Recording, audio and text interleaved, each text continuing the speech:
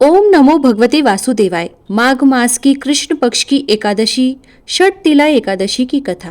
एक समय दालंभ ऋषि ने पुलस्त्य ऋषि से पूछा कि हे मुनीश्वर, मनुष्य मृत्युलोक में ब्रह्म हत्या आदि महान पाप करते हैं और दूसरे के धन को चोरी करते हैं तथा दूसरे की उन्नति देखकर ईर्ष्या आदि करते हैं, परंतु फिर भी उनको नरक प्राप्त नहीं होता, सो इसका क्या कारण है?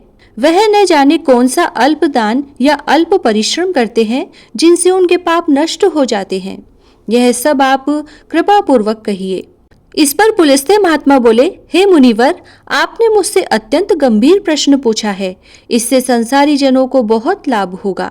इसको इंद्र आदि देव भी नहीं जानते, परंतु मैं आपको यह गुप्त भेद अवश्य ही बताता हूँ।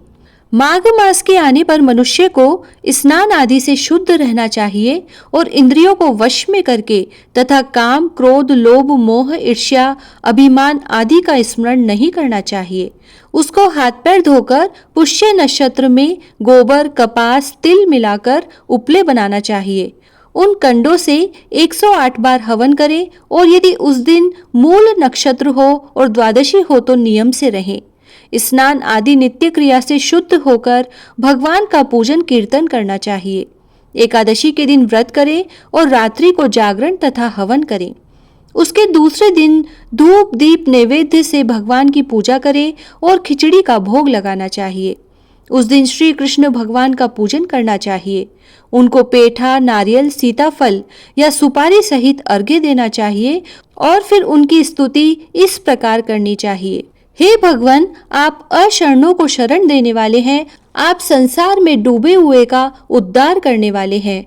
हे पुंडरीकाक्ष, हे कमल नेत्रधारी, हे विश्व भगवान, हे जगत गुरु, आप लक्ष्मी जी सहित मेरे इस तुच्छ अर्घ्य को स्वीकार कीजिए। इसके पश्चात ब्राह्मण को तिल दान करना चाहिए। इस प्रकार मनुष्य जितने तिल दान करता है वह उतने ही सहस्त्र वर्ष स्वर्ग में निवास करता है। तिल स्नान, तिल की उपटन, तिलोदक, तिल का हवन, तिल का भोजन, तिल का दान, यही षटतिला कहलाती है। इससे अनेक प्रकार के पाप दूर हो जाते हैं। एक दिन नारद ऋषि ने भगवान से पूछा, हे भगवान, आपको नमस्कार है। इस षटतिला एकादशी को क्या पुण्य होता है और उसकी क्या कथा है, सो कृपा पूर्वक कहिए। श्री कृष्ण बोले, हे नारद, मैं तुमसे आंखों देखी सत्य घटना कहता हूँ, ध्यान पूर्वक सुनो। प्राचीन समय में मृत्युलोक में एक ब्राह्मणी रहती थी। वह सदैव व्रत किया करती थी। एक समय वह 1 माह तक व्रत करती रही। इससे उसका शरीर अत्यंत दुर्बल हो गया। वह अत्यंत बुद्धिमान थी, परंतु फिर भी उसने कभी भी देवताओं तथा व्रतों से अपना मन अस्थिर नहीं किया। इस प्रकार मैंने सोचा कि इस ब्राह्मणी ने व्रत आदि से अपना शरीर शुद्ध कर लिया है और इसको वैष्णव लोक भी मिल जाएगा, परंतु इसने कभी अन्न दान नहीं किया है। इससे इसकी तृप्ति होना कठिन है। ऐसा सोचकर मैं मृत्युलोक में गया और उस ब्राह्मणी से अन्न मांगा। वह बोली, हे महाराज, आप यहाँ किस लिए आए हैं? मैंने कहा, मुझे भिक्षा चाहिए। इस पर उसने मुझे एक मिट्टी का पिंड दे दिया। मैं उसे लेकर स्वर्ग लौट आया। कुछ समय बीतने पर वह ब्राह्मणी भी शरीर त्याग कर स्वर्ग आई। मृत पिंड के प्रभाव से उसे उस जगह एक आम वृक्ष सहित ग्रह मिला, परंतु उसने ग्रह को अन्य वस्तुओं से शून्य पाया।